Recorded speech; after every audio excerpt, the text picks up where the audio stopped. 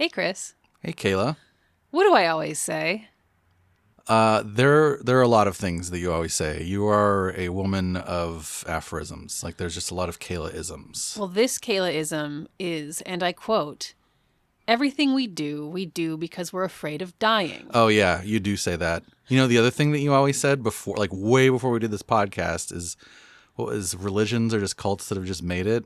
Yeah, whatever. I was saying that from the beginning. I'm very smart, but r/I am very r/I smart. am very smart. But we are today talking about everything we do because we're afraid of dying, and I really believe that. Like, every human action can probably be traced back to the core motivation of death's scary, must avoid, must cope, must overcome, must block. Like, I'm talking going to work, participating in society, creating art, having sex, following trends, being mean, being nice, being charitable, I'm horny because I'm afraid of death. Yes. We're all, this is my belief. We're doing all of it because we're scared of dying. Is this disputable in your opinion? Or is this like, everybody's dumb if they don't think this? I might be a little militant in this belief. It's not totally out of the realm of possibility that there's other things going on in our psyches. But whenever I think about it a little bit too long, like, yeah, or I think about why I'm doing the things that I'm doing, like, it does always come back to the core statement, everything we do because we're afraid of dying. I mean, certainly seatbelts. And wouldn't you know it, Chris? I'm not the only person to have that thought. Yeah, you weren't the only person to have the No. cults or religions or just cults that just made it either. I got news for you. In fact, there's an entire social and psychological evolutionary theory that posits most human activity is undertaken to avoid or ignore thinking about death.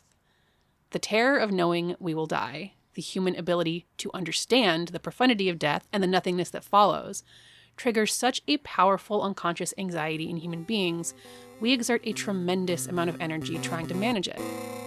This theory is aptly called terror management theory.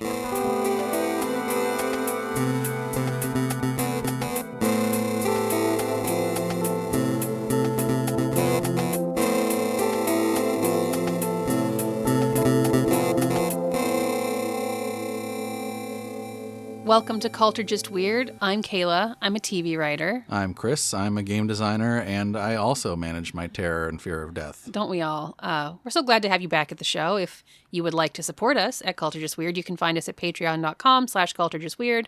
And if you want to talk to other weirdos about cults, you can find us all over on Discord. And the link to both of those are in the show notes. We also have an Instagram page where we post pictures of things. We do? We do. Since when? I know, it's crazy. I've never posted on there. Okay, Chris. We've finished up our series on our dive into cryonics. So what comes after? Okay, well, I can see the transition here because clearly you freeze your own body after you legally die if you're afraid of death. That motivation, that terror management theory motivation makes sense. I don't want to put any theories into people's mouths, but like, yeah. No, I mean, that's like a direct. Yeah. So what comes after that? The future, of course. And we're going to get to the future by way of terror management theory. Originally proposed by social psychologists Jeff Greenberg, Sheldon Solomon, and Tom Pisnewski, TMT, terror management theory, posits that a profound psychological conflict arises from the dual human state of understanding death as an inevitability we have no control over and possessing a self-preservation instinct. So this conflict leads to terror that we humans must then manage. Like, it's having that, being able to hold both in our brains an understanding of death and an understanding of our, like, need to self-preserve. Right. That butts up against each other and makes us They rub have against attention. each other and create a byproduct that is terror that we then have to do something with. You have to manage it. TMT proposes that we manage it via a two-pronged attack of escapism and cultural beliefs that allow us to build meaning and value that endure far beyond our individual selves. Wait, so does bangin' fall under escapism or cultural beliefs? I think there's an argument for both, my friend. Okay. We'll get to that. Hold on. Okay. From Wikipedia, quoting a paper on the theory, quote, basically countering the personal insignificance represented by death with the significance provided by symbolic culture. Okay. Being a part see. of something bigger. Counterbalancing. Yeah. Okay. Let's play a little game. I also play games to not think about dying. Same. What do you think are some cultural beliefs TMT posits quell anxiety around death. Okay, well, like obviously religious beliefs. Yeah. But like which like afterlife. Yes, belief. That's my first one. Belief in an afterlife, like religion, that specifically religions that promise an afterlife, which I think honestly are a lot. Like I don't want to say most, but like a lot. You know, we have Christianity, which is like, hey, believe in this and you literally won't die. You'll literally live forever, immortality. And then you have things like Buddhism, where it's not the same kind of like, oh, you're going to live in heaven, but there is a like becoming one with everything, escaping samsara. It's a different existence than just like being a physical live person. It's, it's some sort of like energy transcendence or whatever, but it's still a post. You're still looking forward to something post the termination of that first thing. Other spiritualities like believing in ghosts or angels or anything like that. Anything to indicate that there is something beyond our death, something waiting for us beyond that moment. Even like something like thinking of reincarnation, which again, a lot of Buddhists or Eastern doing a seance. That's TMT to its core, my friend. What are some other ones? Kind of already spoiled you you on one. TMT, I think of TMNT. I think of TNT. Is it Teenage Mutant Ninja Terrors? I don't know. Like, I mean, according to this, but according to this theory, it's like everything, right? So like literally anything I say could fall under that. Let me give you some biggies though. Well, I mean, I'll tell you. Okay. I had just in my head, like doing some sort of like significant work or of art or like building a monument. I think that's, like why people try to like become super wealthy and like name a college building after themselves type of thing. That falls under the category of posterity, which is posterity, right? The easy one there is like having kids, where you like I was gonna say having kids literally too, like have that like lineage legacy, but then building a financial legacy, like having an estate or creating art that will outlast, or creating a building, or putting your name on a fucking building. Legacy in like that literal sense of the word. Making a podcast. Oh, we'll get to that. Any others you can think of right away? I mean, also everything. I don't know. So just some biggies are like national identity, participating in like a national or ethnic culture. That would fall under maybe like posterity, right? Because you're participating in something larger than yourself that will outlast you. Yeah, right? Exactly. Okay. There's also cultural perspectives on sex. So again, that has to do with like having kids, like cultural norm of like, oh, sex is reserved for this thing, or sex is reserved for that thing, or sex means this, or sex means that, or sex is distraction. So kind of all of those thoughts around that can really tie into culture, or tie into how we control ourselves and other people as part of culture. I totally get the, like, if you're a sex essentialist, like, fundamentalist Christian, and you're like, well, sex is only for making babies. Right. Like that, I see the tie in there, but I'm having a little bit of trouble with the, like, I guess sex as distraction makes sense, but like, I don't know. I feel like there's some sort of drive for pleasure that's... See, you and I have had this conversation before, and you are wrong, and you fall on the side of, no, we're motivated by death or sex, and I'm on the side of it's all death. Yeah, there's something that feels different. Like, just because, like, there's but so much... we're having sex because we're trying to get away from the fact that we're going to die. Sex only is like because, you're still alive. Only because Babby, which is like not why a lot of I disagree. Most people have sex. Most sex is not baby making at this point.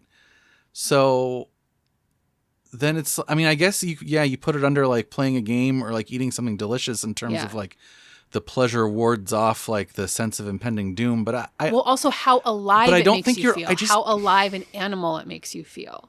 Yeah. But it almost takes you out of the headspace of being an animal that is aware of its impending death. And instead of that, you're an animal that is simply being animal. Right. You're purely in the moment, and you like kind of eliminate the one side of that, like I'm conscious, but also survival equation. It's funny because my next one, and the last one we'll talk about here, is human superiority over animals. Is something that's posited by TMT. Is like really interesting. Like putting ourselves on a level above animals. Therefore, we are superior. Therefore, we are part of something bigger than them. Like the separation between human and animals.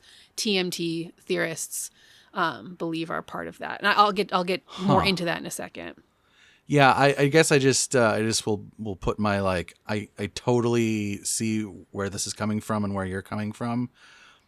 I'm just not sure I'm fully on board all of the time for all reasons. Well, that's why you're and that's wrong. why I'm wrong. Yeah, right. I know. Go ahead. TMT states that these values provide symbolic immortality by allowing us to participate in something that will outlive us, or it puts our identity on a higher plane than our biological reality.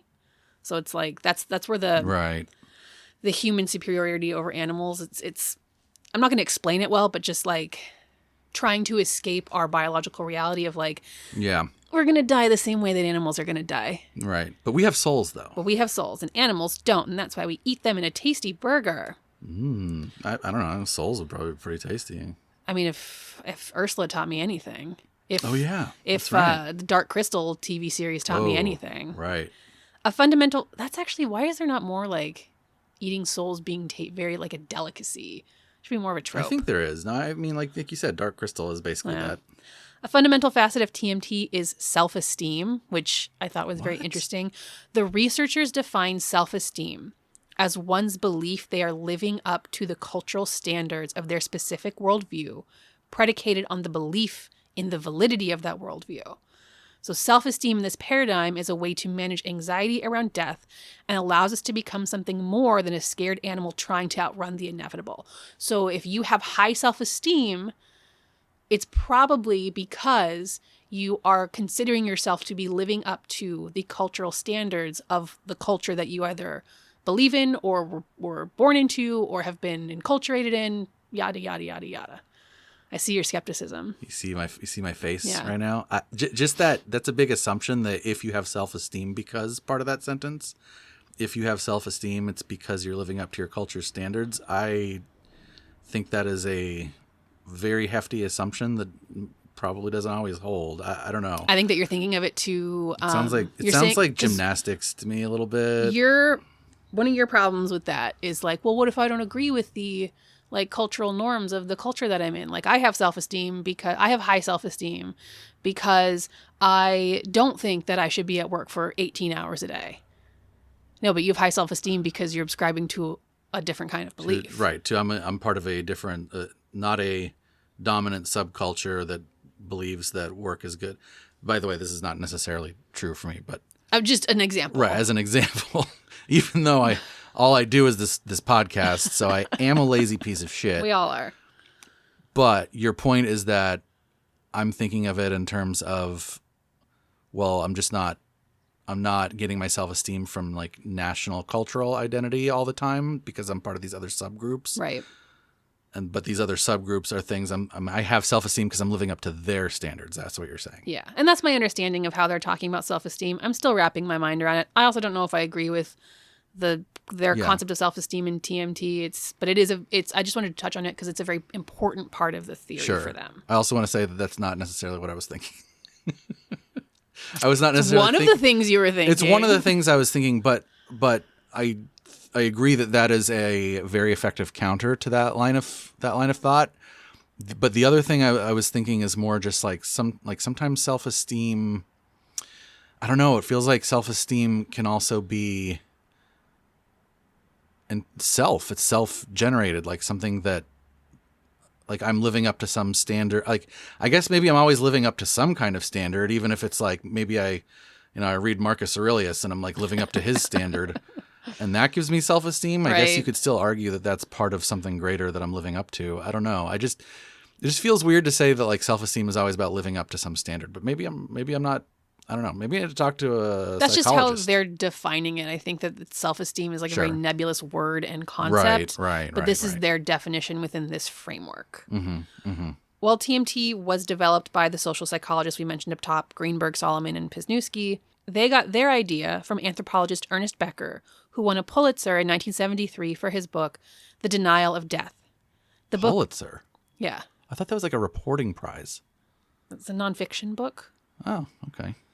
The book argues that almost everything people do is undertaken to ignore or avoid the all-consuming and inevitable nature of death. It sounds like they just stole his idea then. Do you know how like science works? Yeah, great artist steal. I No, know. you build on the work before you. And I don't know if he was doing science or not. Like they were doing like science around it. Whatever. Science around this idea? He's an anthropologist. He wrote this book. The other guys are social psychologists. They wrote up this theory. They're all best friends. The book argues that almost everything people do is undertaken to avoid or ignore the all-consuming and inevitable nature of death. So he's talking individual actions and things we spend our entire lives doing, as well as large-scale undertakings, laws, religion, culture, belief system. These are all attempts to make life significant and reject anything that threatens that attempt. So clashes that result from belief systems that are incompatible can lead to intense global conflicts, wars, world wars, cold wars. My belief system must dominate your belief system, or else it's not enough to stave off the fear around death. So wars are also based on fear of death. Everything is. Everything is. And an interesting fact for Ernest Becker, he actually died quite young. He died, I want to say he was in his early 50s. Not that long, I think, after the book was published, because as he was like dying in his hospital bed, he did a series of interviews with, I think, an editor from Psychology Today about the book as he was dying. So what is that? Is that irony, or is that him fulfilling his, it sounds like he was basically, he was like walking the walk, right? He was like, I'm afraid of death, so I need to do something significant, so I will write a book. It just happened to be meta about the fear of death. Yeah, like literally in the foreword of the book written by Sam Kean from Psychology Today starts like this. The first words Ernest Becker said to me when I walked into his hospital room were, quote, "You are catching me in extremis. This is a test of everything I've written about death. And I've got a chance to show how one dies, the attitude one takes, whether one does it in a dignified, manly way, what kind of thoughts one surrounds it with, how one accepts his death." What's a manly way to die? Is that like flexing your bicep and like eating a slab of bacon while you die? However Gaston did it. Did Gaston die Doesn't in that he die movie? at the end? Doesn't like Beast knock him off the... I always get the end of Beauty and the Beast confused with Edward Scissorhands because they're like kind of the same movie. Sorry, what? Those are like the same movie. They're very similar. Why? Just because there's like a she's not kidnapped, but person in with Edward like Scissorhands, physical abnormalities that... Yeah, and then there's a castle and the bad guy gets knocked to his death. I think that happens in both of those movies. Okay, maybe we need to watch those movies again. Anyway. Clearly those were about fear of death. I thought that it was very interesting that like some of the work around the denial of death happened whilst Ernest Becker was dying. Yeah, no, that is poetic. It's very interesting. Yeah. TMT argues that it's compatible with evolutionary theory. Anxiety around death and attempts to alleviate that selects for better survival odds. But okay, what's the... Just because, like, if you're not able to manage your terror, then you're just a gibbering mess that can't procreate. If you're not scared of death, then you're just like, I wonder what these train tracks are. Oh, if you're not even scared of death. I wonder what this cliff is. Yeah, but like that fear of death goes back to like single-celled organisms. Yeah, it goes back to your little brain That's stem. the survival side of the equation that is a presupposition of TMT. Right, but humans, our ability to like be so creative and symbolic, like I think what they're saying is that better selects for your survival rate. If you are doing things like participating in culture, which animals generally don't have, if you are doing things like, I think that a TMT would argue that our medical apparatus comes from TMT. Yeah, see, you're talking me out of it a little bit again, because when I think about like... There's sort of like a psychological, like what a psychologist might say, and that kind of feels like this TMT bit. Sure. And then there's like what an evolutionary biologist might say, and it feels like you're like wading into that territory now. Sure. And an evolutionary biologist might say, yeah, our ability as humans to work in large numbers and plan ahead and do things that only like 20 humans could do and one human couldn't, is simply an evolutionary advantage and allows us to procreate more and whatever and pass on our genes. It has nothing to do with whether we're like doing that because we're scared or not. No, we're doing it because we're scared of death. It's just we will have a tendency towards more cultural evolution that allows us to build pyramids and skyscrapers. Death. All fear. Look, no, it's true. This is a theory. It's not one that's necessarily adopted by all social psychologists. Some critics claim that like experimental results in TMT are difficult, if not impossible, to replicate, or that human psychological responses to terrifying cues can be explained by other reasons, such as search for meaning, fear of the unknown, theories of collective defense, all the stuff that you've been talking about. Kind of, There are critics. It is a theory. I mean, while we're on, is there another section for critics? Because I have another criticism. No, critic it. I have to. Okay. I think it's actually a very compelling theory. I'm not it's saying a I very even believe in TMT. theory. I'm just saying I'm right. No, I know that you're right and I'm wrong, and anybody that doesn't agree with you is also wrong. But also, I'm just putting out there that I think that it's a very powerful explanatory framework. Yeah. And also I have criticisms of it. Yeah. And I want to level one more criticism is that it sounds a little one true cure. Oh, okay. Is that what you say about evolution too? I have not really thought about that in terms of evolution, but maybe. But no, just Why does that bird look like that? Oh, evolution. Why am I scared of dying? Oh, evolution. Sounds like one true cure to me. All right, we have to talk about this offline because now I'm thinking. Oh no! Am I going to convince you to be I'm going to come creationist back. just because I'm so dug my heels into TMT? That's right. Next episode, I'm going to be like, guys, here's why creationism is right. Look, you're not wrong. You're absolutely not wrong. I think that the scope of TMT is insane. I just am happy to know that it exists because it supports my own biased worldview that everything we do because we're terrified of dying. Chris, what are some things that you engage in that might fall into the TMT paradigm? Well, I can give you some I already of mine. called it podcast. Yeah, I literally said this podcast. Writing for me in my career, like I literally have thought about if I can just get my name on a TV show that says written by, then it'll all have been worth it. That'll be there after I'm dead. Look, I have a whole wall of boxes of games that I shipped while I was at Blizzard, signed by like the dev team, like the designers and the artists and whatnot. Why do I keep those up on the wall? Like, why am I displaying those? Because it gives me a sense of like, I have been part of this. I helped make StarCraft 2. I helped make Overwatch, right? Like that gives me that sense of significance that maybe, according to TMT, staves off some of the terror. Because, it's like this thing is greater than me. This thing will live beyond me. I mean, that is definitely a reason why I participate in like certain social justice or like political causes. Like I spend a lot of my time working on like establishing universal health care in the state of California. And like, on one hand, I want that for myself. On a bigger hand, there's a really big part of me that is not certain that I will live to see something like this, but I want it to be here whether I'm here or not. And if you did get it for yourself, it would still just be for death, according to TMT. Give me some medicine so I don't die. And then I think one that a lot of people participate in is, trying to have kids. Right. There's a lot of reasons. There are a lot of reasons to have children, and not all of them are because I need something to not be scared of death by. But I think that a very animal reason to have children is the legacy, the posterity, the whatever. Yeah, there's a really funny comic.